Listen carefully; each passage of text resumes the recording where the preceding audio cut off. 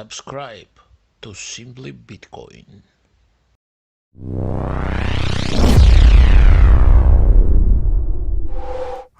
And your resolution's better now, too. Magic. All right. Welcome, everybody. Welcome into another episode of the Meme Factory podcast. This is Test Stream. Hi, Craig. How are you, man? I'm doing well, Yella. How you doing? Sorry to interrupt you. Go ahead. Oh, that's okay. I was talking about this being a test stream. This is a test stream. Like all the other streams we do, this is not an official stream. We will never have an official stream. We only do tests. Because if we're only testing, they can't kick us off for saying dumb shit. This evening, we are graced by three very cool guests. We've got Steve Barbour from Upstream Data, Coin Icarus, and Nico from Simply Bitcoin. I want to start with Steve. Why don't you go ahead and introduce yourself to the audience here? Thanks, Greg. My name's Steve. I build Bitcoin mines, I guess, for a living. I'm based in Alberta. I'm sitting right now and just getting ready to build a few new products and ship them out to the plebs. Very cool. We appreciate you coming on tonight, man. You do some cool work. Well, thank you. Will work like I think so. the black box. Like the black box. Exactly. Black box. That's a pretty sick graphic. Yeah, he's a king of this stuff. All right, so Steve, I don't know if you're familiar with the program. We're fairly new.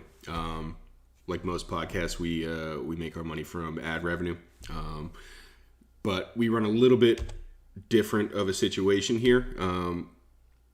We don't just have the ads play at the beginning of the show. The way we were actually able to secure most of our funding is having we tell our sponsors that the guests are going to do the ad read. I don't know if you've got access to your DMs. Can you take a look at that real quick and see if I've sent you this week's ad copy. I don't think there should be any overlaps with any of your business partnerships, so it should be all right. In my Twitter DMs? Yeah, your Twitter. Yeah. Yeah, I see. Oh, you want me to read this out? The sponsors do. All right. Well, I introduced myself. So this episode of the Meme Factory podcast, I'll try to do this like I'm a professional. Excellent. Is brought to you by a new product from the hardworking folks at SusCorp. The SusCorp engineering team have taken the groundbreaking products that Upstream Data are producing and have completed the vertical integration stack for mining of flared gas. What was the missing piece? The individual. As Bitcoiners, we all know that markets are driven by human action en masse on an individual by individual basis. And SusCorp has managed to harness the Bitcoin mining potential of the individual with their spin-off arm, Brownstream Data. By inserting a simple rubber hose into the back end of the individual, we are able to harness. I knew this was going somewhere. We were. Oops. Sorry. I hit the home screen. I ruined it. By inserting a simple rubber hose into the back end of the individual, we are able to harness the methane production of that person's own microbiome in a process that would make Klaus Schwab jealous. Sure hope that would. That rubber hose carries sweet, unprocessed methane to a backpack with a lightweight natural gas generator, an ASIC, and a satellite connection to a Blockstream satellite, so you can earn sats the way nature intended. So what are you waiting for? Tired of swimming upstream? Swim downstream with Brownstream.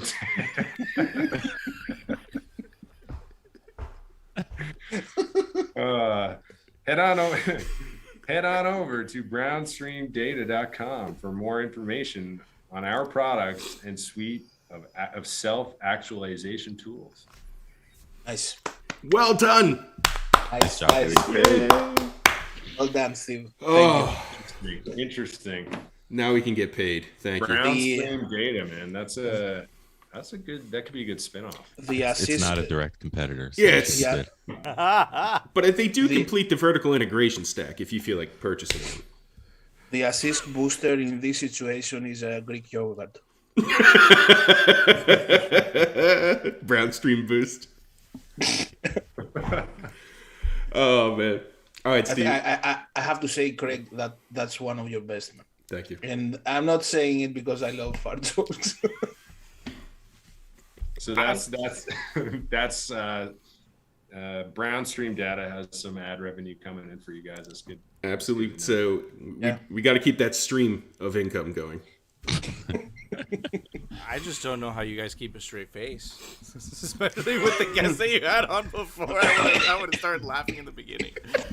I can't lie. I thought at the start, Sus Corp was a little suspect. Yeah. That's all And legit. it turned out it was. When did you start to understand that this might not be a real company? I would say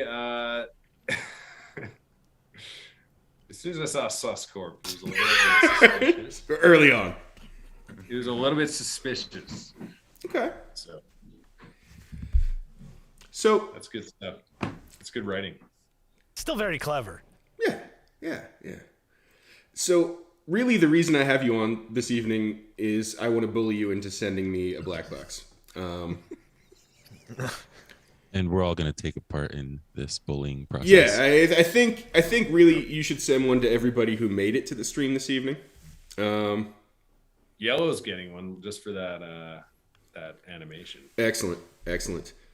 And also Denver Bitcoin said we needed to make sure that he gets a raise. He's doing just fine. He said He's doing just fine. He said he wanted to up his percentages on commissions or something, so you didn't pay him a whole lot. So We are pretty cheap, man. Not gonna lie. You gotta be cheap when you got no fiat backers, man. I got you. It's total horseshit, by the way. I didn't talk to him at all about this. All right, man. So you don't do home mining. What was the impetus for this black box? Did you say I don't do home mining? You know what? That was an assumption. That makes an ass out of you and me. So, do you do home mining? Yeah, man. I'm mining at home. All right. I got about almost 8 or 9 kilowatt coming out of my house. I don't know what that means. Well, I'm drawing about 8 kilowatts. So I got with a pencil. I got a S19 M30 in a black box on the side of my house.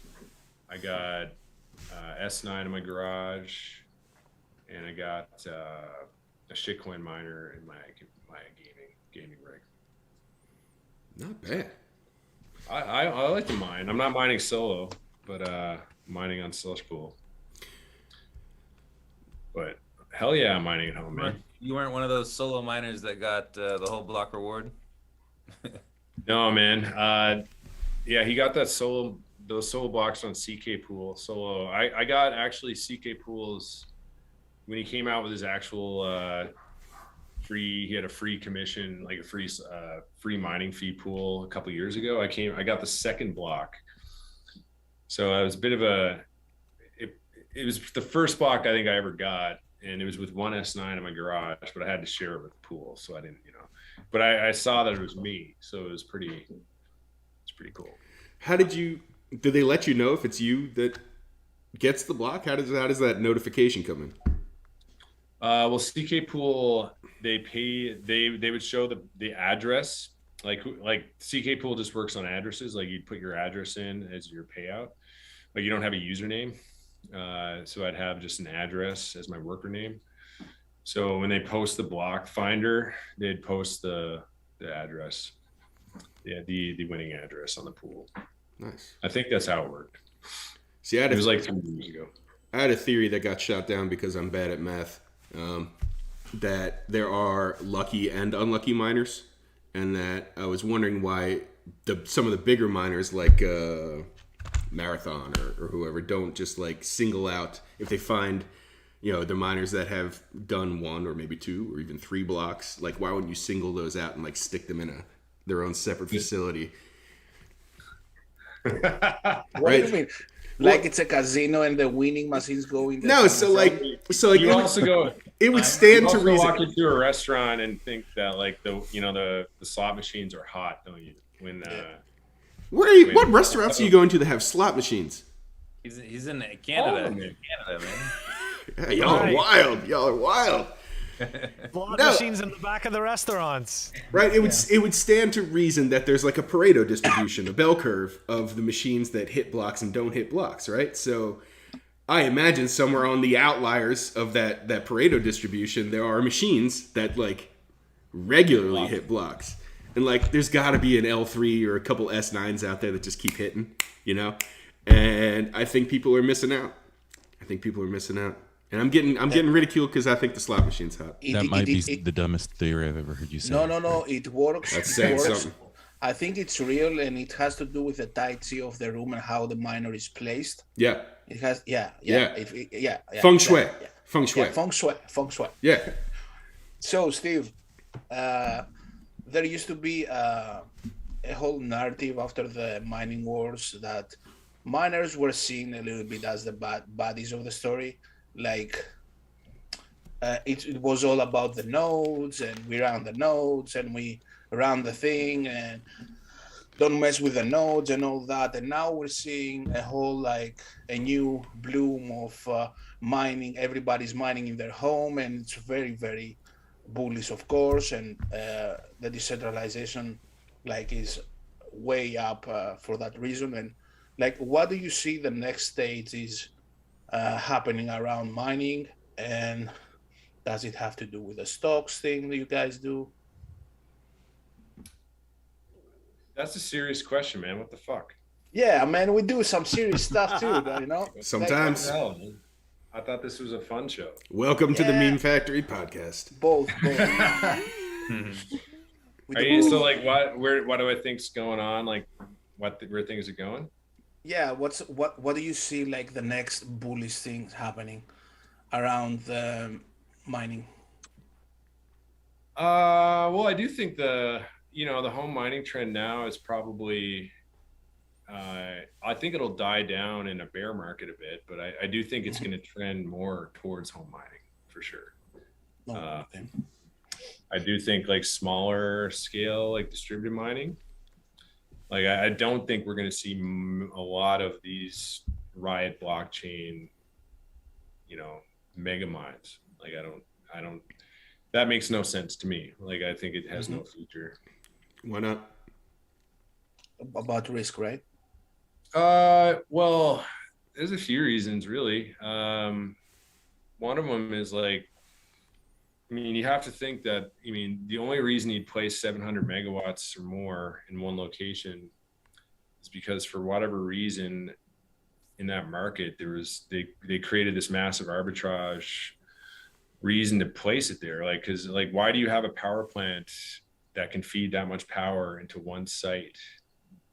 Clearly there's just that, it's like the case in China, right? Like the dams in China, the reason there's so much mining in China is because they overbuilt the capacity. And some of that reason, maybe all that reason, was because the Chinese government and the people making those decisions incorrectly forecasted the demand, right? So they built the dams and they had no customers. So then the Bitcoin miners showed up and ate up cheap power.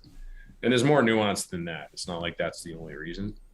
But, like you don't normally get 700 megawatts like of power just surplus available in one location. It's usually because something was overbuilt, right? Mm-hmm. So the more efficient, and honestly, I expect that facility to be out of business. I would guess. I'm probably going to trigger some people saying this, but I think within 5 years, or it'll take time, but they don't really have any native advantage over like one of the biggest sort of silly memes they go on with in Texas is like, especially in the Texas area, is that like, this is so good for the grid and they can turn off and balance the grid. But you can do that the exact same efficiency, in fact, more efficiency, with little mines like distributed all over the grid, whether it's home mines or shop mines or like little farms, like little megawatt farms. You can do it better if it's more distributed because all you need is software to do that. You just need an API. You just need to read the price signal and turn the computer off, ramp it up, ramp it down. So there's really no advantage of having a single large mine. It has no native advantage. I would counter that. I might agree with the native advantage part, but you mentioned arbitrage, and right now I would say the arbitrage is cheap credit for miners. And if you can leverage a shit ton of cheap credit on getting some miners, hell, you could build out your own power plant or get Oklo to build you a little nuclear reactor and just sit on it. Yeah, that is very true. Yeah, like the financing and the bigger scale, getting the cheaper cost of capital. Plus, I mean, the government's going to want to finance stuff like this or do their own projects like that, because then it makes Bitcoin easier to capture for them if you got giant mines that are single points that you can just take over. Yeah, I don't know if I agree with that though. You don't agree that the government incentive isn't there, or you don't agree that that would be possible? Well, the government, like anyone, they just want to make money. They just want to make money any way they can. So, I mean, what happened to Russia, or just wasn't it today they announced, it was in the news that Russia's going to tax, Putin's talking about taxing and permitting mining, right? Yep. And that makes total sense. Like, that's what the government does. They tax and get royalty and whatnot.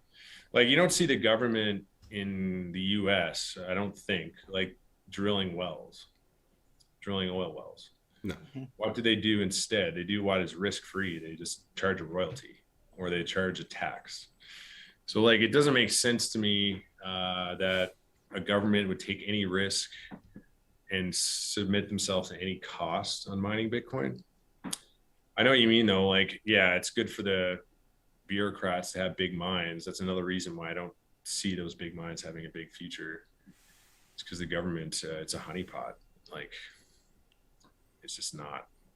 It's so much easier to control that 700 megawatt or 700 megawatts compared when it's in one location compared when it's in 1,000 locations, right? And it's much easier to tax. You can throw your permits on it. You can throw your royalty regime on it. Your regulatory pressure, they got no chance against any of that. Whereas you got 700 megawatts all across the U.S. and everyone's home. Yeah, good luck finding everyone. It's not happening. So do you think that there could be smaller countries like El Salvador that want to have people and more talent move to their countries that would use somewhat of a Bitcoin mining operation and replace taxes with a centralized Bitcoin miner, or a lot of miners?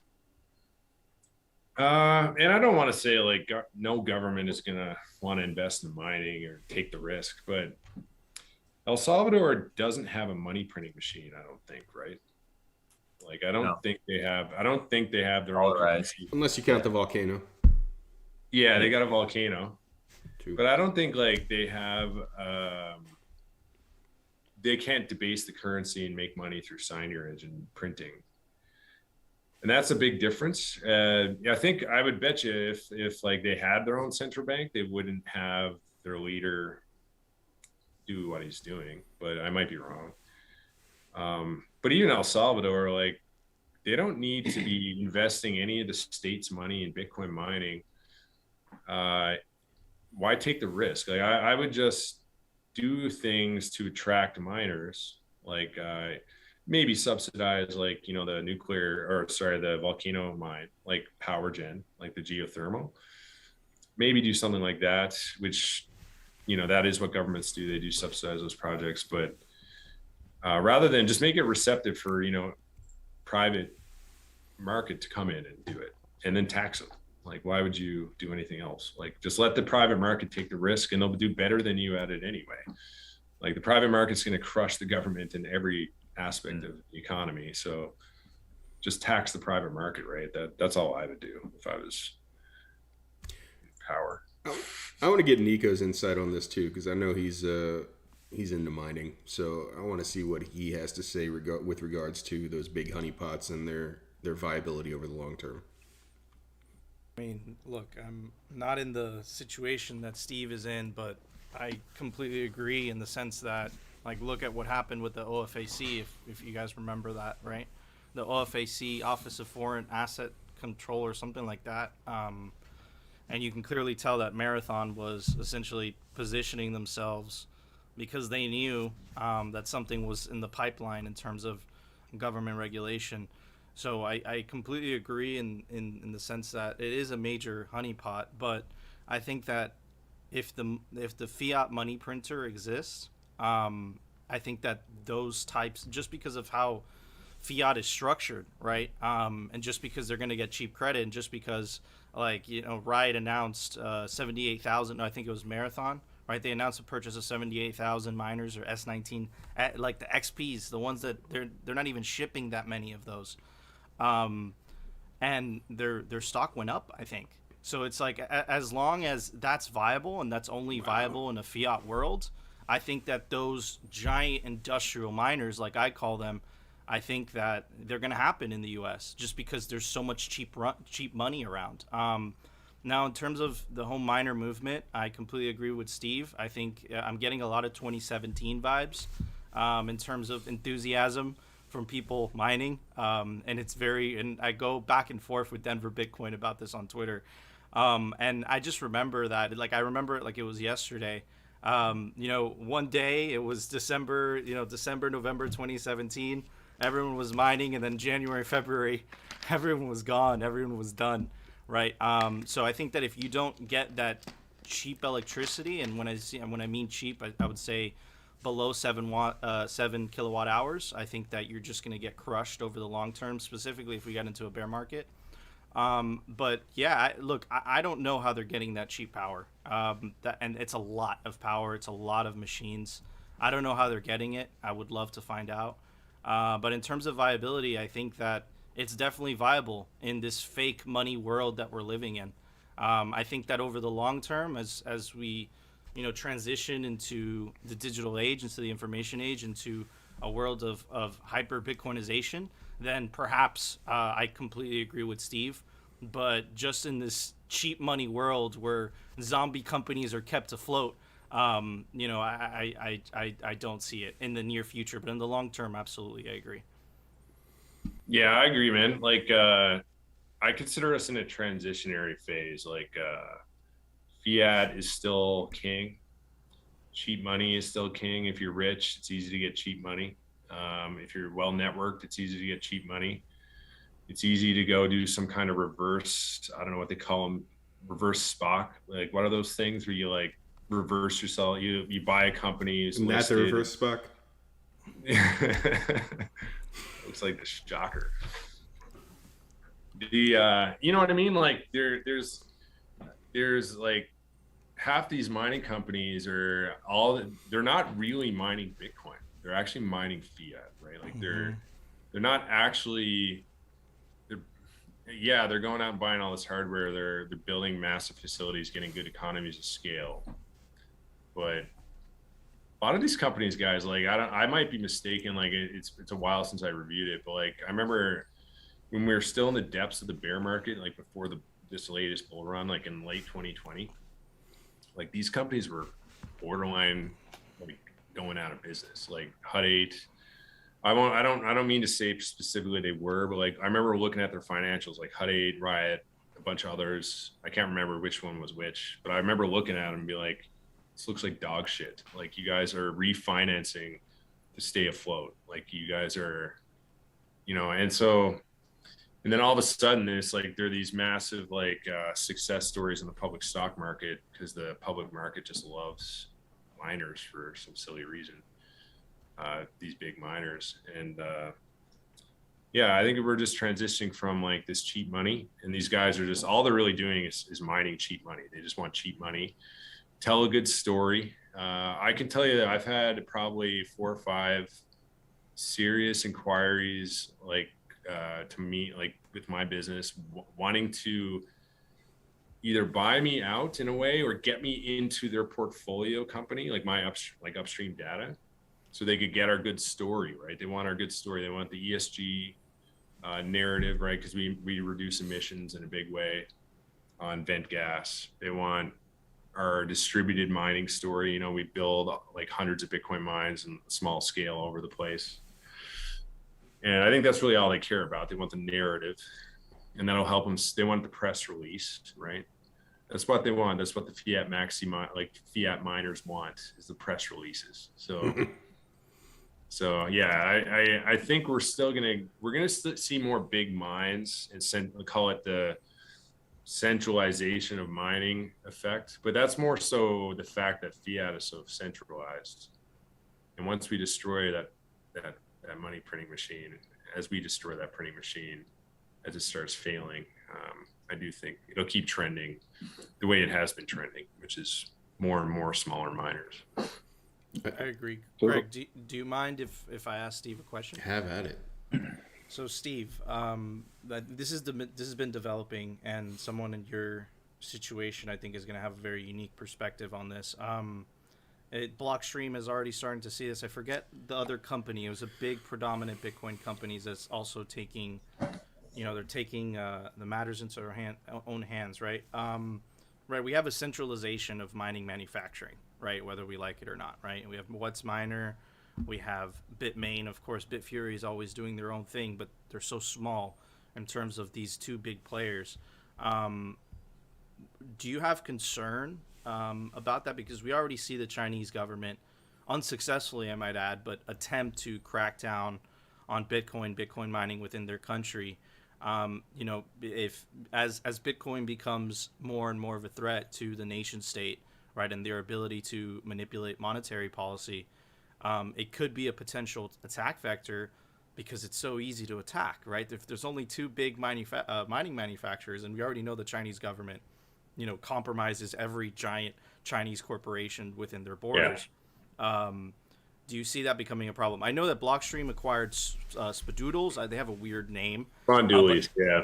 But I have a buddy of mine. He actually founded Foundation Devices Passport, and he developed an ASIC, and he was telling me how difficult it is to develop a piece of silicon in the United States and even come close to, the technology that the Chinese have in terms of being able to, have as much hash rate in one single tiny board, if you know what I'm talking about. No, totally, man. Manufacturing centralization and risk is probably, or manufacturing centralization and like the risk of that kind of co-option is probably the most significant risk. If there's call it a state attack, I'd agree with that. It's a lot easier to capture the manufacturing, which is very centralized, than it is to say go out and take over all these big Bitcoin mines. It'd be a lot easier to do that. I don't know, it sort of depends on who really is at play here. I don't really see central banks who are interested in protecting their, raison d'etre, their printing machines. They're very interested in doing anything to destroy Bitcoin, of course. Governments should be sort of unbiased, because all they care really is about taxation and of course signage, like printing right now. But that's, they're sort of like a drug addict addicted to the printing press. If once they're cured of that, hopefully they'll go back to their senses and just tax and be reasonable. But yeah, man, I agree with that. It is a risk. ASML, I believe, is the big manufacturer of semiconductors. So I think they almost have a monopoly at this point. I've been watching a lot of YouTube on semiconductor stuff, so I'm not an expert, but I think ASML has a big monopoly. They might be affiliated with TSMC, Taiwan Semiconductor Manufacturing. It is very, very company, right? What's that? It's a Dutch company. Is it bitch company? No, it's a Dutch. It's a Dutch company. Well, yeah. So it's definitely centralized, right? Big time. I think the fabs that can do that actual high tech, low node size, small node size. So yeah, it's pretty trivial for them to the CCP just to slap, TSMC, AS, whoever they are, with whatever rules they want to put in place. It's really trivial for them to do that. But the sort of counter to that risk is if you actually look at how MicroBT came into existence. MicroBT, who builds the Watts miner ASICs, they build the best machines. Like, I think most people in the mining industry would agree with me on that. Their machines are awesome, like Watts miners, better than Bitmain, I think. And part of the reason is because they split from Bitmain. Like, the best engineers, some of the best engineers at Bitmain split to MicroBT. So I sort of look at it like there's that centralizing risk and the state attack risk, but there's also the competition and greed, the desired profit where and everyone here probably has experienced this in some manner. Like, you work at a company, you're looking at what they're doing, and they don't do it well. And you're like, whatever it could be a restaurant, it doesn't matter. And you're like, I can do this better. And you just split and do your own thing. That's what MicroBT did. And I would expect to see more and more of that, like, over time. And I think Bitcoin sort of incentivizes that, because it's sort of like, and it's sort of a, instead of like if fiat is a consolidating force, Bitcoin is an unconsolidating force. Like, right. Like it incentivizes people to capture opportunity and arbitrage. And if you're at one company and they're monopolizing, and how it is, big companies that own everything do things very poorly. They have no competition. So decentralization. Yeah, totally. So, man, I don't know. I think there's forces for and risk for that centralization and attack, but there's other forces countering it. Appreciate that perspective. And you heard it here. Steve wants everyone to short Riot. Short Riot. And the other takeaway is that Pedro's... I do like Riot. They got a cool crew over there, but I don't think the things they do, I don't see that happening for a long time. So like in your viewpoint, right, like with Upstream, what you guys are doing, what's like your quote unquote wet dream for the future of mining? Like, would it be just, capturing stranded energy, nuclear mining? What would be like your picture perfect situation? You know what, like, mining is okay. So like, when it comes to mining, I like the tech, right? Like, what the cool tech that's coming out, like better ASICs. I was tweeting recently about water cooled. Mm-hmm. Like water cooled CPUs. Like, you guys might have some in your gaming rigs, or I really think water cooling has a bright future. So I watch. I like to watch what the manufacturers are. If you watch what they patent, you can sort of get an idea of what they're doing, like what they're scheming. So I've been watching what Bitmain and MicroBT have been patenting, and they're patenting a ton of water cooling tech. So I think water cooling is going to be and from my own experience, and the trouble you can have with air cooled in these really brutal environments, and knowing, the slow uptake of immersion. It's slow as in like it's sort of started off slow, but it's accelerating. And I think water cooling is going to be, I personally think it's going to leapfrog immersion. So I expect within 5 years, water cooling is going to be like a very normal, big deal thing, especially at the industrial scale. And it fits really for those niche applications where people want to say, reuse the heat. I personally, I'm not into that too much. I'm more about just getting rid of the heat. But like, for those applications where guys, you want to heat your water system, heat your home at mining, and you repurpose the waste heat, water cooling would do that the best by far. So I'm very bullish on water cooling. And you don't hear many people talking about it, but I actually think it's like potentially a huge step forward for mining. So I'm excited about that because I've been following all the patents. I think they're really smart. And I think Steve, when you're talking about water cooling, you're talking about like pumps on the chips, not like immersion in like mineral or some shit like that. Yeah. So you have like I think they call them water blocks. Okay. Yeah. Cold plates, some people call them. You're pumping water through maybe an aluminum block adhered right to the chip. So you're not immersing it obviously in water or in any other fluid. You're just taking away the heat. Instead of air crossing the heat sink, it's water. So it's not like immersion is certainly there's still pros to immersion over that, but the water cooling takes away a lot of the cons of immersion, which is like, Do you see any application with using like Peltier chips? If you're familiar, Peltier chips. could you Those repeat that? What kind of chips? Peltier chips. Like you make him. Those chips. He's Greek. He's What? saying potato chips. Like you. No, man, it's like those chips that if one side is like cold, like the other side is extremely hot. Like a thermopile. Yeah, I have to Google the English word. There's like heat pipes. I don't think that's what you mean. I don't know. I don't know what that is. I'll drop a link.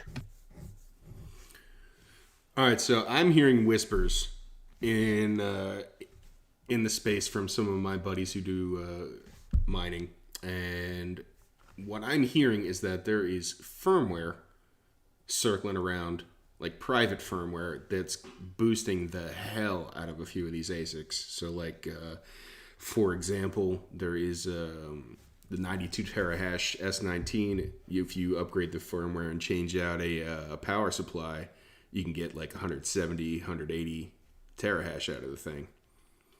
Wondering if there's any validity to these claims, or if you've seen or experienced any of it.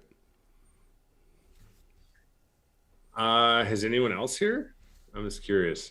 Yeah, so we've been using a proprietary firmware since 2017. Yeah, factory sucks. You know, you don't want to trust factory firmware. So we Factory does suck. yeah, we developed our own. Yeah, I don't trust anybody else's either. You guys developed your own? Mm-hmm. Holy smokes! Do you run mostly Bitmain stuff, Nico? Yeah, Or only Bitmain. I've been working with them exclusively. I'm on Antpool. They've gotten me some good deals. I've known them for a long time. It was kind of sucked while Jihan was there, but things have improved. And yeah, it's been a good experience for me, particularly. I know it hasn't been for everybody. I have no one in house, and I'm certainly not the guy. Like we don't have I don't have the resources or the knowledge base in my company to do our own custom. So we just work with brains mainly, and it's been really good for us. Like I find stock is really garbage, like it has been historically, and some of these intermediate gens or random ASICs that we get or we might have for a customer, or customer has it and we're servicing their unit.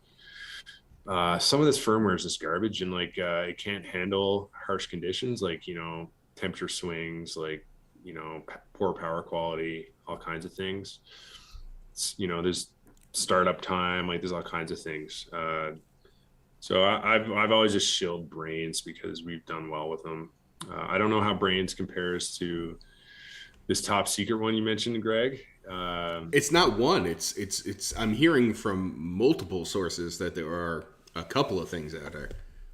Yeah, I think usually, Nico, I think a lot of these developers like Vinish and some other ones, they'll white label it, and so someone will crack the security, they'll make their own firmware, make a really good one, and then white label it. And you get a lot of that too. You get a lot of random branding firmware, but it's really just a white label of an actual real developers. Yeah, we don't have any I'm a small, I wouldn't say that small, but we're not a big mining company either. I don't have any in-house devs, but I outsource it, and that's something we did very quickly because it just to say it light, things were a lot different back then in terms of firmwares. And there was a point, and I'm sure you remember this, Steve, but especially if you kept the factory one, it would work against you, and it was purposely set up to benefit. Because look, the way it works, right, is that every miner that Bitmain sells, that essentially they make in terms of profit, they make enough to make 6 more, right? So Bitmain they're one of the biggest miners themselves. Right. So it's imagine the people that are making the machines are also mining. So technically they're competing against you, and you're trusting them not only with your hardware, but also your software. Yeah. So that's kind of the situation. In terms of other software, Brains is excellent from what I've heard. And it's what you said, Steve, right? It's like there's a lot of good devs out there that might be just recycling each other's work, but you could always tweak it according to what you're doing yourself, right? To because it's depending on your conditions and your situation, right? And that's why we decided to go the route that we did, just because it was unique to our situation. But everyone's different. And the manufacturers, like, I think I don't have Nico probably knows more, but like I'm pretty sure Bitmain for at least a period of time. I don't know if they ever were like had some secret hash coming off every device they sold like to themselves, but they certainly had the capability, and they had covert ASIC boost, right, and all kinds of shady stuff. So it wouldn't surprise me, and I've always just assumed stock firmware is leaking hash rate direct to the manufacturer's pools, but I just assume that. I have no evidence. It's just, I just assume it. That's why I do prefer to not use stock. Always, for us, like, I know the guys at Brains really well, and I trust their integrity, so I just use their software. Yeah, so there's no direct evidence, right? But it's kind of like, finding the murderer and the gun's right next to him and the gun's smoking. Right? It's like perhaps the gun wasn't in his hand, but it was there. But look, I'll put it to you this. I'll put it to you this way, and this is direct proof. Okay, everyone's plugged in. Let's say one S9. All right, most of us have at this point, right? There's a couple seconds where that thing is still running stock. Now multiply that in your head, 10,000, 20,000, 30,000 machines, right? And start adding that up in terms of time and seconds, right? That's free mining, right? Just from them having a default address on the ASIC that you purchase from them, right? So it's just that, right? That's the only direct proof that you have. And then over the years, it's clearly Murphy's Law. Anything that can go wrong will go wrong, especially in mining. I thought content creation was bad, but mining is like 1,000 times worse. That you start to ask questions because you're like, and then all of a sudden when you change the firmware, those things don't happen anymore. So it's not the hardware. So it's awfully suspicious. I'll say that. Yeah. I agree. It's just too. They have an incentive. Well, you have a device that basically prints money and it connects to the internet, and you connect to your own pool. Like, and if they can do that secretly, it's unethical. But they've been caught doing unethical things, so you have to assume they've done it. So we like to get stock off our machines as soon as possible. How soon does that usually mean? Instantly, a couple days, couple weeks? Well, like, for example, I have a Watts Miner M30 S Plus, and right now, because I'm just used to Brains, I'm waiting for them to come out with it. But I should probably look into something else until it comes out, because although MicroBT, like, I've never seen, heard, or even anecdotally, like, anything to think those guys aren't straight up. So but you just don't know. Bitmain is just have too much of a history of foolishness that I just don't have any trust in the brand. So that's just me personally. Okay. Marcus, Kathy Wood really pissed you off today, and I wanted to get into that a little bit. I was hoping you're still awake.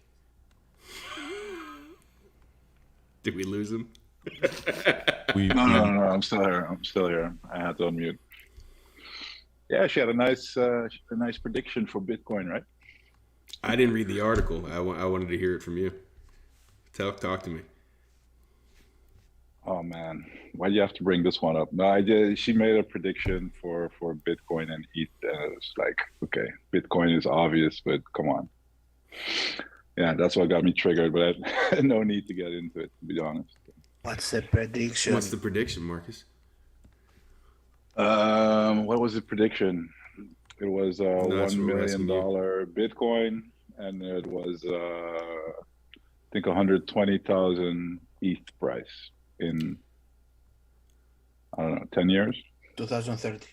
Oh, Yeah. it's gonna break so much before that. Oh, 8 years. So in other words, ETH is still 8% of a Bitcoin. That's, Yeah. in Zero. other words, it never grows. No flipping. It never grows. You did that math really quickly. Yeah.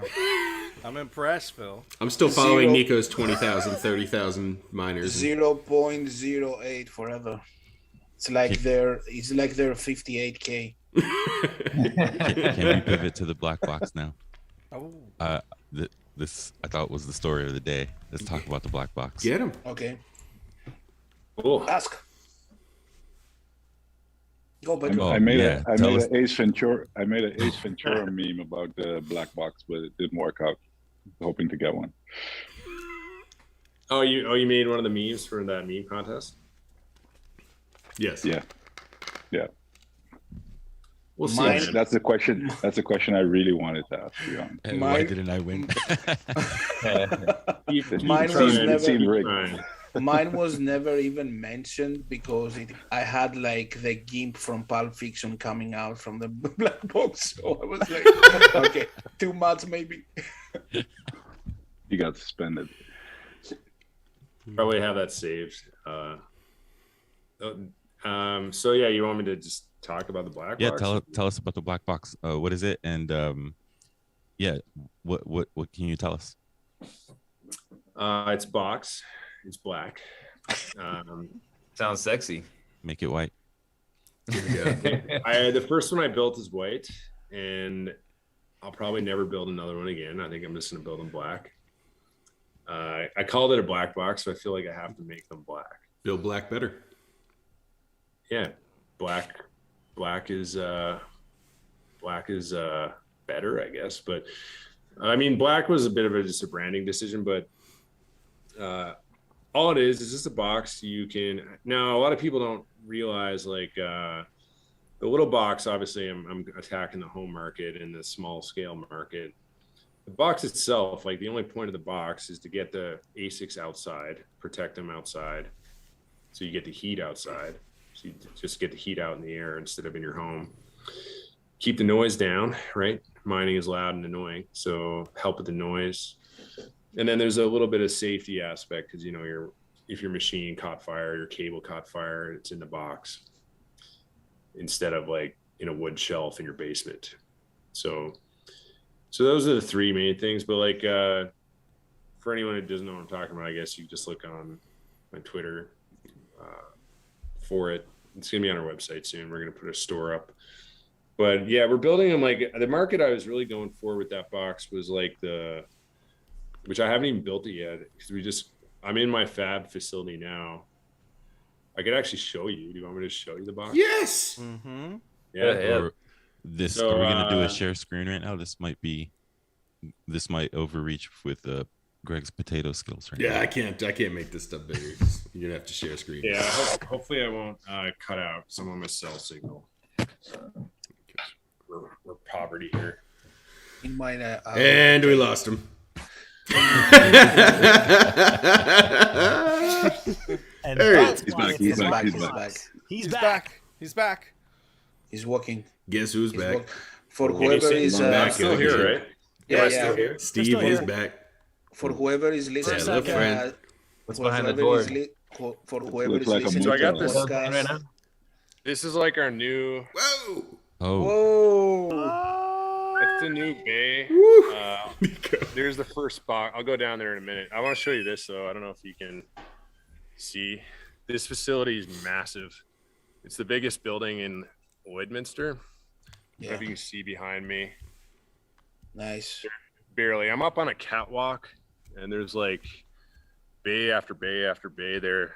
I'm trying to grow into it because we do motors and engines.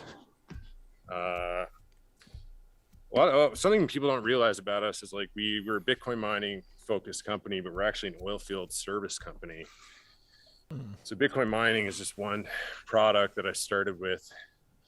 Now we do gen sets and we do buildings, and we're gonna get into more stuff. But all right, this box, I'm gonna show it to you here. But this is Like call it. Oh, one sec. Somebody in the chat is asking if you can show us where all the bitcoins are mined, where they're laying around. Yeah, I'll show you that. Show us where the bitcoins are. Hey, Steve, I'm trying to balance this. Well, this is there's a couple of changes I'm making because the boys over here are working overtime just to get the first one out for marketing. But basically, this handle's gonna go. I didn't want that there, but otherwise, you got a lock. Like I said, it's just a box. You have a air intake. Air goes in. I can't even see if you can see what I'm doing, but it comes in up around the A6 here, goes through the A6 down and out the other side. Oh. So it's symmetrical, right? Like it's all mirrored. And like I said, it's just a fancy box. So when the lid's closed, like it does about 20 to 25 decibel reduction, maybe a little more. it doesn't heat up in the sun, like if it hits it directly. No, like so I get that a lot. Okay, like I get that question a lot because we build even the big mines we build. If we build in black or something, people are like, "Well, why would you pick black?" I can't actually. Yeah, I'll go show you the raw material. But this is urethane panel, so it's got a steel cladding, steel cladding with foam, and then just like a painted steel cladding. So yeah, the surface temp of that box might get really hot, but it's insulated, so you won't have any issues at all. It's like a spaceships. Is it like one? Is it like one of those? What are those called? That you drink your water in? Yeah, you see that? Cups? You see that foam? It's almost like thermos. That's a styrofoam on the outside, but on the after that thin styrofoam layer, it's just a manufacturing thing. They have to put the styrofoam there. Okay. It's like a sprayed foam, like a urethane. So question for you: are you noticing any hikes in the prices for the raw materials recently at all? Oh yeah, crazy man. Nice question. I'm not going to show you the other shop because I got people working in there and it's going to be loud. But like these are just S9s going out. So you asked to show you the mining part of our store. Or we don't really mine in here. Let me just look. I don't know what I could show you. I'll show you some stuff since we're. Just take us to where the seed phrases are. You're in Canada, right? How is it doing with the cold weather? Take us to where the what is? The seed phrases. Where are the corns stored? Yeah, the corns. Show us the corns. How many phrases do you have? Everyone here is working a bit overtime, but This is amazing, though. This is the other shop. Wow. Very cool. So cool. Really appreciate this tour, man. This is very cool. Yeah. Oh, those are one of the big ones Those that are the are hots. like Those are the hash shots? Yeah, these are what? hash shots. The real ones, not the 3D printed ones. Okay, so Yeah, so like ballpark figure. If we could just go back to the prices, what do you like? What would you say, like, percentage wise, the prices on raw materials have gone up, or depending on the raw material, or is it kind of like in unison? good. I'm still on it. I'm just gonna show them the test bench. Oh, cool. We got some guys working late, just doing some packing, but we have like a test bench area. So my boys are helping out a customer get his ASICs live. That's Brett. He's the brains of everything. Hi, Brett. Yeah. Hey, Brett. Brett the brains. This is like our computer testing area, basically. And then I got a whole engine. I'll show you this, dude. The engines are the cool part. Show us everything you want to show us. This is awesome. Yes. Yeah. Yeah. Well, raw materials have gone up. Lumber, obviously, everyone knew about the lumber prices skyrocketing, and we use lumber, so like we had to eat that pretty bad because we don't, customers make orders, and then by the time you get to building, the prices have gone up 50%. It sort of sucks, but we just eat it. So this is like a 180 kilowatt gen set. So we build gen sets, right? So this is like a little motor area over there. For those who don't know what a Bunch gen of set machines in the is, corner where can we you build motors. can you explain what a gen set is? Yeah, gen set. So, sorry about the music. I don't know if you can hear me. But, We can hear you. Oh, we can hear you. You got an industrial engine. It's like any old engine. It's an inline six Doosan, 11.8 liter or 11.1 liter. So a gen set is a generator, a generating set. So you got a generator right there, strapped to the motor, strapped to the engine. You know, you got your engine, a controller, all the all the parts. The radiator. This is a turbocharged, so it has a turbo intercooler. We got little ones. Like here's a little gen set. That's like this is like a classic small block Chevy. It's actually a GM motor. You can see the Chevy sign there. Yeah. So we use that a lot in oil fields. So like that, this motor here is this is just a small 50 kilowatt gen set. We sell a lot of them for our vent gas stuff. But yeah, other than that, it's a lot of motor stuff that we're getting ready. There's a bunch of tooling over there, like cleaning for motor parts, all kinds of stuff. Could you show us the closet that you keep Denver Bitcoin in? Yeah, where is he? Sorry, what? Could you show us the closet that you keep Denver Bitcoin in? I don't think he's in a closet. I think he's in. I keep him under the cupboard. Oh, yeah. That's what I thought. That makes sense. Like Dobby. Keep in there like Dobby. Please, sir. I think we gotta find where they keep the beer fridge. See, yeah, the thing is, One of the videos, Greg. I live in Calgary. I don't even know my own shop. So Was that one of the engines that you powered the Christmas miner tree that we see in your pinned tweet? Yeah, I powered that tree. It was like over in that corner over there. That big engine that you just saw, the big one that the one I was talking about. Yeah, that was the engine that I did that with. All right. I remember last year at Bitcoin 2021, you said you wanted to bring one of your hash huts out to Miami and have it mined while you were there, but it didn't quite happen. Do you have some plans like that for the next conference? Well, I did bring a hash hut. I just didn't bring an engine, and the reason why. What I was gonna do actually, I was gonna drive to Miami from Calgary. Sure. I was going to strap a gen set onto a trailer and mine on the way off propane. But, one of the problems I ran into is just the customs clearance. Because I have to drain the motor.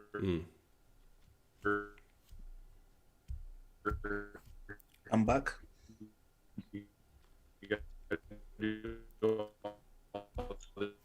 He's been drinking too much. Things, and ended up like just how. But then that's why I auctioned it off. Oh my! We're losing it for a Can you little hear bit, me now, but guys? yeah, now it's okay. I think you're coming back. I hear you okay. Don't quite see you. You know, I think I cut out. There's an easy solution for that next time. How about this idea? I think in the Bitcoin conference this year, they're going to have a concert. So bring two of those hats with the engines and have the band play something like a Slipknot like a track or something, like heavy metal, and have them run. Right, but he's saying the hard part's getting it past the border customs agents, right? I think Yellow just wants them to play "Don't Stop Believing." I think that's what Yellow really wants. I said heavy metal. He wants some Journey. Next time, Steve, just one more question about the black box. How grease does the it? border How is it agents. performing in the cold? Like you're in some extreme temperatures, right? It's amazing.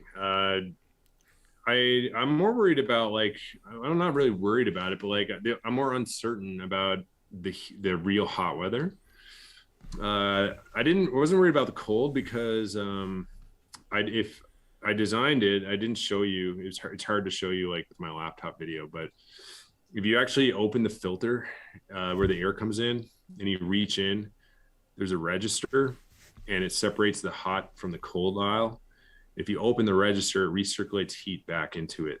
So you have partial heat recirc natively.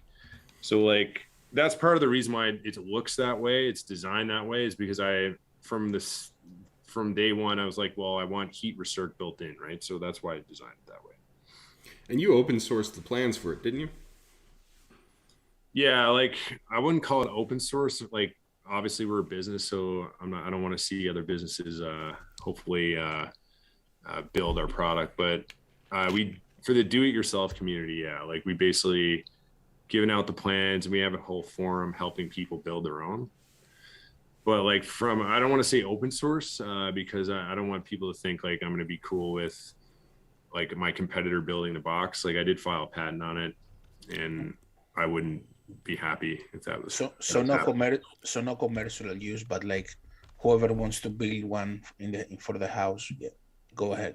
Yeah. I mean, like let's realistically, I would only be upset as a business. Like I'd be very happy and honored if anyone started building and selling them, but like I would not, as a business, to protect my business, I would use what I could. Like I would use our IP if I could. Understand. But against the other business, not against an individual, or like even if you're mining with it on your own, if it's your own stuff, I don't really care. If some like, you know, Digital Shovel builds containers, if they started building the black box, if I could protect my IP, I would. So if somebody like if Brownstream comes in and takes the idea. Brownstream, my subsidiary company, through Suscorp, my you'd have to protect it. So after that field trip, the obvious question for me is, like, there's an obvious like conjunction between like mining and the energy companies happening. We all see it, but like, is there something similar between mining and real estate?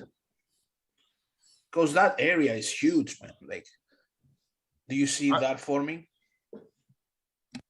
Yeah.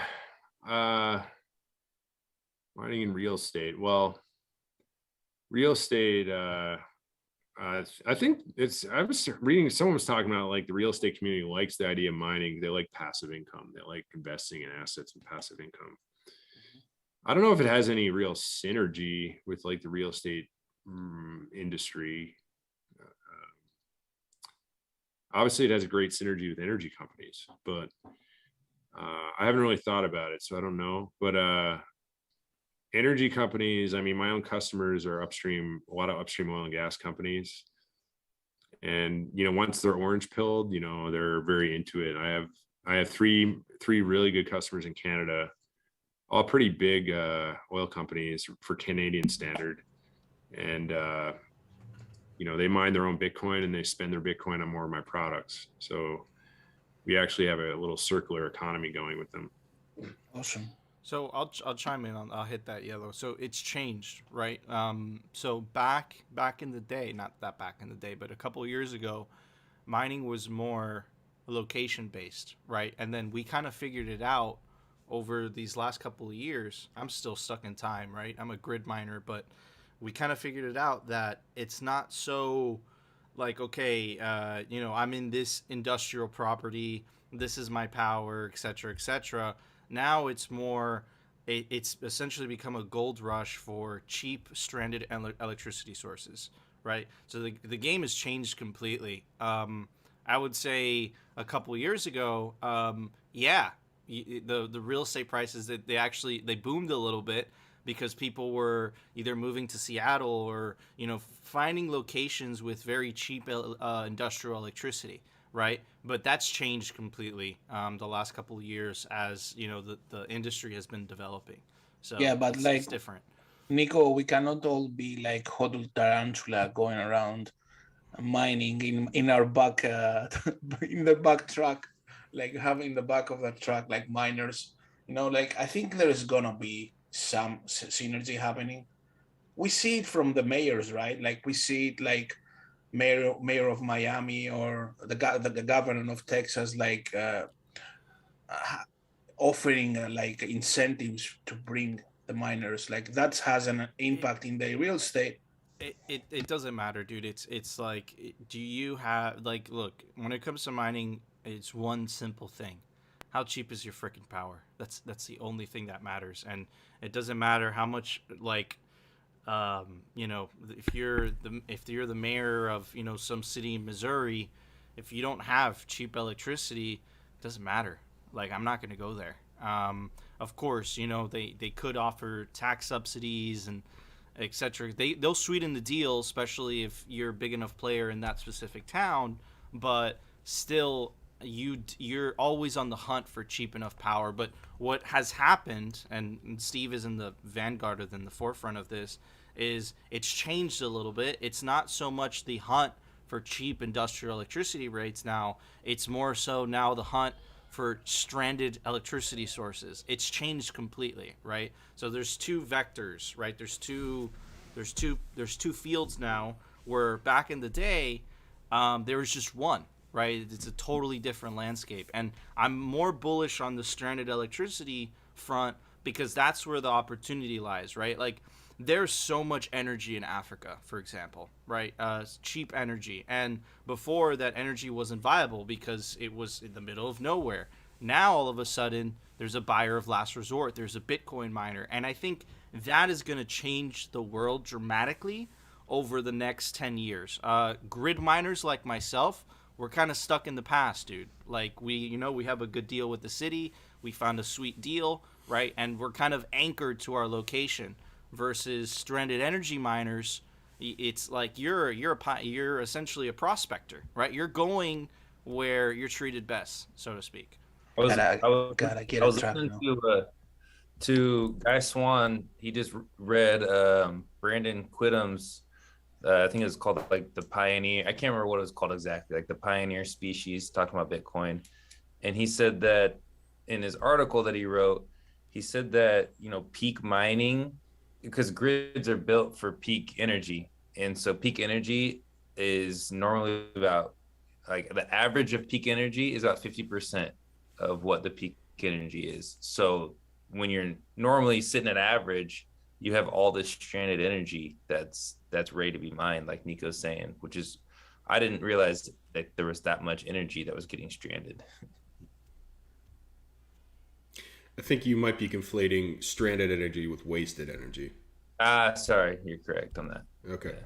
But yeah, something like 60% of the energy generated in the United States is wasted. It just never gets to market. Is that about right? Yeah. Yeah. So, Steve, do you have any thoughts on this discussion? Oh, we lost him. Oh, he froze. Yeah, he froze. Steve, you've been so generous with your time. As I was cutting out, I can hear you now. This is the part where Greg's daughter interrupts the show. Am I back? Yeah, Yes, yeah, you're you're, back. you're All back. right. I was just gonna add. I heard most of that, and then it cut out a bit. So I don't know if I was like being asked a question or something. But I was gonna say, add to the stranded energy stuff. Like, my customers that are oil companies, like direct, not the third parties that I sell to who work with oil companies. They get so much benefit from our product. It's crazy. Like, it's not just the mining revenue.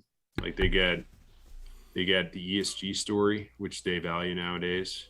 They get the compliance and the incremental oil production by getting like their well into a spot it needs to be, like with emissions. Like, they get so much additional money on top of the Bitcoin mining revenue, and they don't have to invest in a sunk cost like a pipeline. Yeah, it's like, that's why, like, we're very bullish. I've always been very bullish on the oil field, and it's gonna take a lot of years and a lot of competition. Like, I've seen insane competition growth since I started, and I think I'm gonna see that go 100x, like in terms of my competitors before this market's matured. The way I look at it, like, you know, we're a little motor shop. I just showed you my little motor shop. You know, there's hundreds of motor shops like that, right? So I see the same thing in like this called the stranded energy mining. So you know, it's very bullish for Bitcoin, distributed Bitcoin. And the more, you know, the more miners, you know, head to this upstream stranded energy, it might have an effect on downstream energy too, by making it a little more expensive. So the right now the like it's happening in North America, right? But for example, like I'm originally from Venezuela, right? It's a oil rich country. I don't know the specifics of it. Right And in the Middle arepas. and the middle, yes, and the arepas and the Middle East as well. Do you see what you're doing being exported once it's kind of matured in North America? Do you see interest? Would you see interest from foreign governments? I think Venezuela, you know, Dr. Miner, you know those I guys? do. Yeah, he's a good dude. They're really good dudes. I know they've been quite successful helping, you know, distribute mining equipment and doing their own mining stuff down there. I don't know. I don't think Dr. Miner has much going on in the oil field in Venezuela.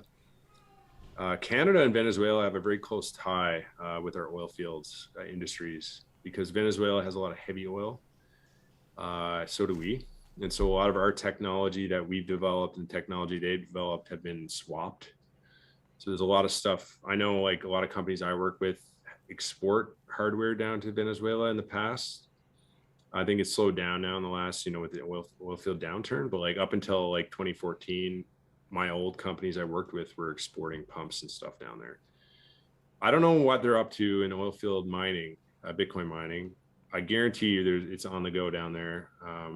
I guess we just don't see as much of that kind of stuff on Twitter, maybe, but definitely it's on the go because they're abundant natural gas. So you're going to have someone's going to be turning that into Bitcoin.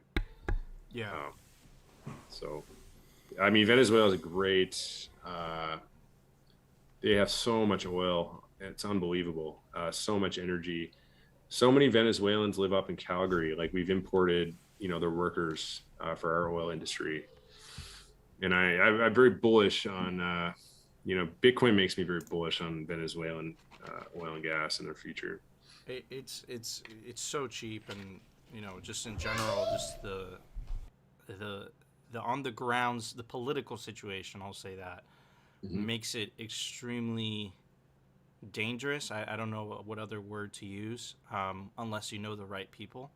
That's kind of how it functions down there. It's literally the Wild West. So I mean, yeah, I'm definitely bullish about Venezuela in the future, but more so, I'm more interested in, do you see this?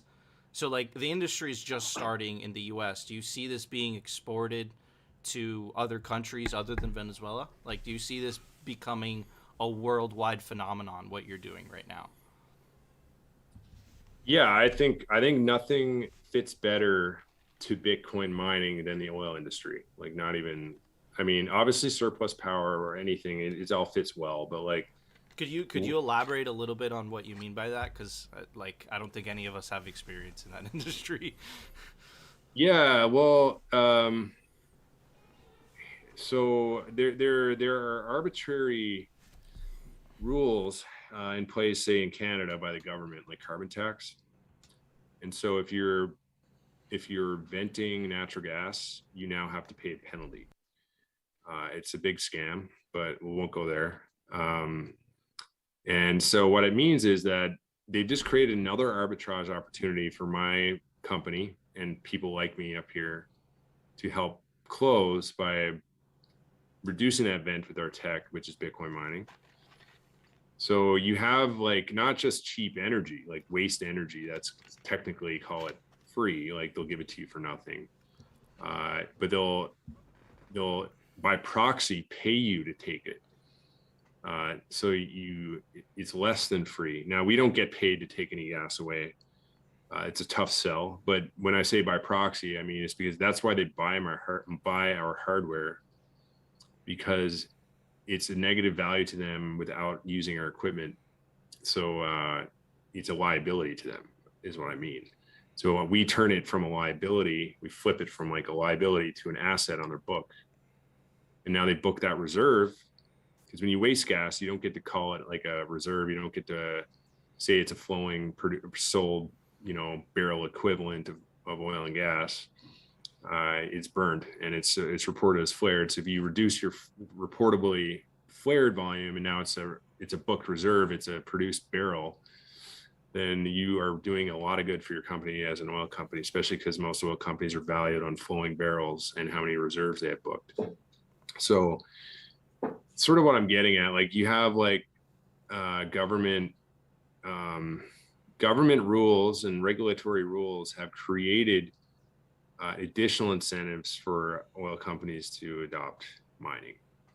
And that's sort of like, you have, every jurisdiction's different, right? California is a lot worse on regulation than Texas. So there are actually incentives that Californian oil and gas producers might have a higher incentive to mine Bitcoin than Texas, because Texas is more of a free market and it doesn't have such, nonsensical rules. So I do think it's going to proliferate. Like, where else? Like, can we talk about like, I don't know. I don't hear a lot of going on in Saudi Arabia mining, like an oil field. I'm sure there's something going on. I know I've had a lot of quote requests. We don't currently export over there. But that's again why I'm very bullish when we talked earlier about water cooling, where that, and immersion has the same benefit, like helping out in these hotter climates. So like oil field immersion has a place that, is more of a place, I should say, in oil field than anywhere else, in my opinion, because you have the harsh conditions in the oil field. You're exposed. You're like in a prairie with, hurricane winds all the time. So having that protection of your ASICs in immersion or in water cooling is very important. And then also being like if you're in Saudi, I don't know, Qatar, and you're mining on a 50 degrees Celsius day, that you might want to be immersed or in a water cooled situation. So that's why I'm so excited about the tech. Like, that's why I'm more interested in the tech and what that'll do for the applications, because it's the tech that creates the applications, right? It creates the opportunities. And I really think it's going to be amazing what we see over the next decade, because it doesn't take long. It didn't take, like, look where we're at today. And really, it only turned on since 2015 in a really big industrial way. So what's going to happen over the next 10 years, like, especially as this cheap fiat money starts just pumping itself into mining and mining companies, as we've seen, and I think we will continue to see. So yeah, I think it'll be pretty cool to see. And that I'm not discounting any other energy industry, like like renewables or like nuclear. I roll my eyes saying renewables just because wind and solar are trash, but even those industries, there's niche uses.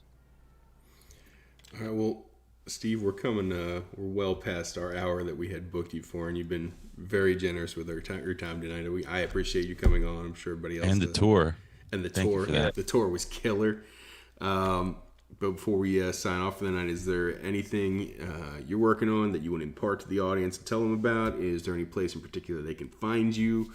Hit them. Well, I guess what I'm working on one fun project. I'm working on a secret mining barbecue. So you can, we're I don't know if we'll actually get this built and it'll work well, but we like to do fun stuff over here. Like if you saw our Christmas tree, you know what I mean? If you haven't seen that, just go to my Twitter profile. It's pinned, I think. But yeah, I got my guys working on, we're just procuring a little tiny baby gen set, and we're going to retrofit a barbecue so you can mine Bitcoin off your natural gas. For those, people who have natural gas plumbed in, you can just swap out your barbecue and put a mining barbecue in and just generate power off natural gas. That's awesome. There's two reasons we're doing it. I'll give credit to Bitcoin Brains, Dave Bradley in Calgary. Well, I probably should dox him, but no, dox him. Well, I basically just did, but there's a situation in condos where condos often share their natural gas and don't meter it per unit. So if you can see where I'm going with this, yes. If you take set that monthly gas cost, and if you have a secret barbecue that's quiet, and people might wonder why are they barbecuing 24/7, but